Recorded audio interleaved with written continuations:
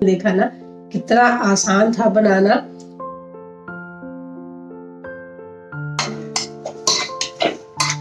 रोटी एकदम गर्मा गर्म, तो आलू मटर। Hello guys, welcome back to my channel. कैसे हैं आप? मैं ठीक हूँ और आशा करती हूँ कि आप सब स्वस्थ होंगे, मस्त होंगे, बढ़िया होंगे। ठंड है और ठंड के मौसम में ना रोज कुछ ना कुछ अच्छा खाने के लिए चाहिए।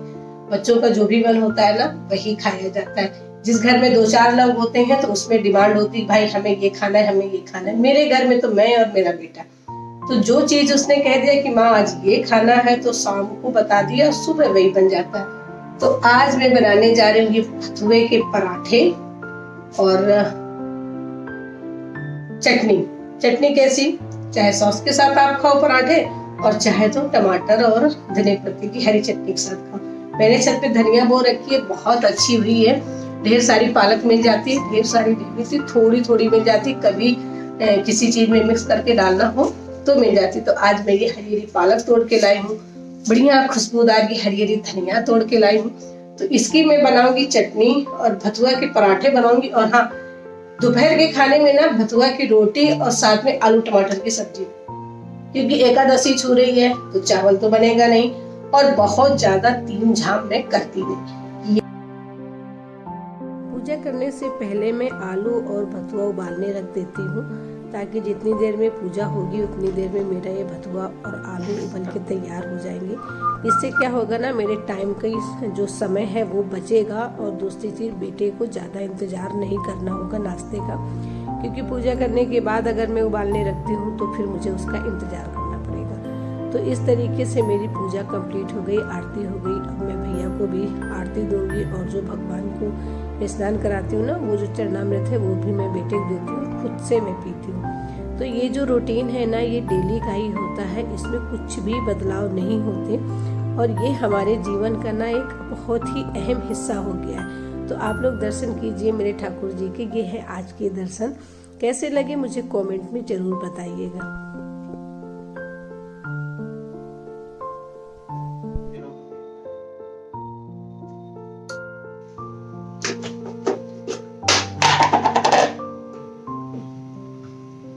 कल मैंने बनाई थी बर्फी।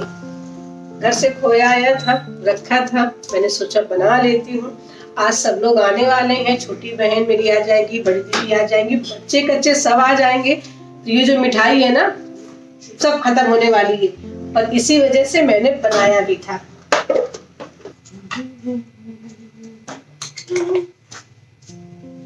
चटनी में लहसुन नहीं पड़ा है, क्योंकि एकादशी है और कल भी एकादशी है, तो मैं व्रत कल रहूंगी। और जब 2 दिन एकादशी होती है ना, तो चावल 2 दिन नहीं बनते हैं, लहसुन प्याज 2 दिन नहीं बनता है। तो बिना लहसुन की ये हो गई चटनी। केवल टमाटर, धनिया की पत्ती, अदरक और हरा मिर्च, नमक डाल के मैंने बना दी है फर्स्ट क्लास की चटनी। और अब बनेंगे आलू और भथुए के पराठे। आटा छान लिया है मैंने। आज ना दोनों टाइम का जुगाड़ होने वाला है, मतलब सुबह का और शाम का। मतलब सुबह के आलू पराठे नाश्ते का और दोपहर के खाने का। तो ये मैंने कुछ पालक काट रखी है और हरा मिर्च, धनिया की पत्ती। तो ये सब जाएगा ये आलू वाले मटेरियल में। और इसपे और कुछ भी नहीं डाला, सिर्फ सिंपल सा नमक बस। तो इसे मैं ऐसे मैश कर लेती हूँ फटाफट, 1-2, तो थोड़ा सा अच्छा लगने लगेगा। और ये गया इसमें आटे में। इसकी पराठे भी मैं बनाऊंगी और इसका रोटी भी मैं बनाऊंगी। नमक डालें? नहीं डालेंगे, क्योंकि इसकी रोटी बननी है ना, तो नमक डल जाएगा तो रोटी। तो भाई आज तो पूरे दिन का जुगाड़ हो गया, ढेर सारा आटा लगा लिया। सुबह भी खाएंगे, दोपहर में भी खाएंगे, बच जाएगा तो शाम को भी खाएंगे। तो इस तरीके से तो हमारी ना डेली की लाइफ होती है। और मोस्टली घरों में ऐसा ही होता है। दिखावे की जिंदगी ज्यादा दिन चलती नहीं है। आप जैसे हो वैसे ही अपने आप को रखो, बहुत कुछ बदलने की जरूरत नहीं। खुद को बदलना है तो एक अच्छा और बेहतर इंसान बनो, बाकी किसी चीज की जरूरत नहीं। आप कैसे जीते हो, क्या करते हो, डजंट मैटर।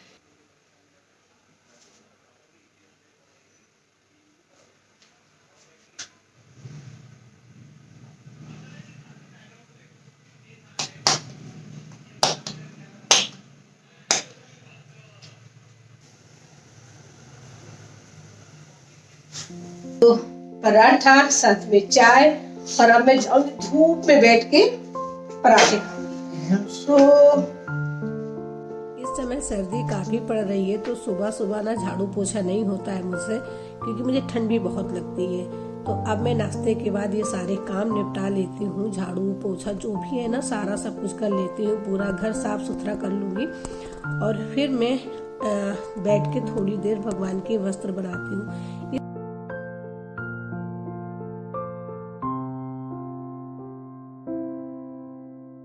राधा रानी का लहंगा, और ये है मफलर।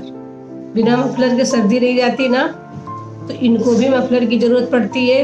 इनके लिए भी मफलर बन गया। ये बन गया टोपी, तो है ना। तो ये वाला जो ड्रेस है ना वो फाइनली कंप्लीट हुआ। अब बनेगा दूसरा वाला, और ये है जादू, और साथ में ये टोपा। तो चलो भाई, दो ड्रेसें तो कंप्लीट हो गई। नए साल के जो कपड़े होते हैं ना, तो भाभी के भगवान जी के कंप्लीट हो गए, बाकी अभी देखना है और कौन सी। तो एक ड्रेस ये मेरी कंप्लीट हो गई। अच्छी लगी ना, कमेंट करके बताइएगा। और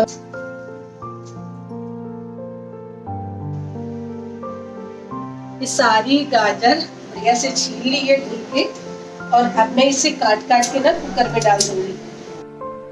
थोड़ा सा दूध डाल के मैंने इसे उबाला है, 2 सीटी के बाद निकाल लिया, और ये आप देख सकते हो कितना बढ़िया उबली है। तो अब मैं इसे मैसर की मदद से मैश कर देती हूँ, ताकि पकने में और आसानी हो जाए। वैसे पक तो पूरी गई है।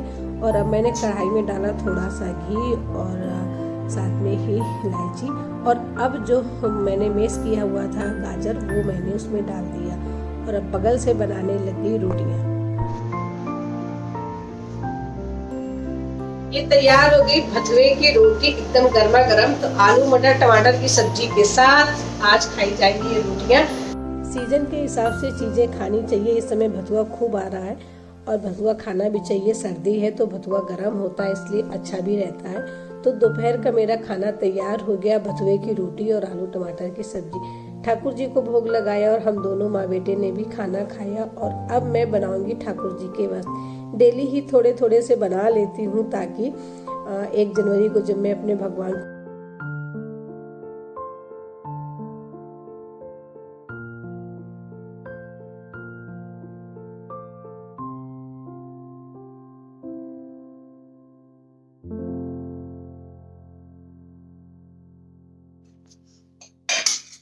तो ये तैयार हो गया गर्मा गर्म गाजर का हलवा।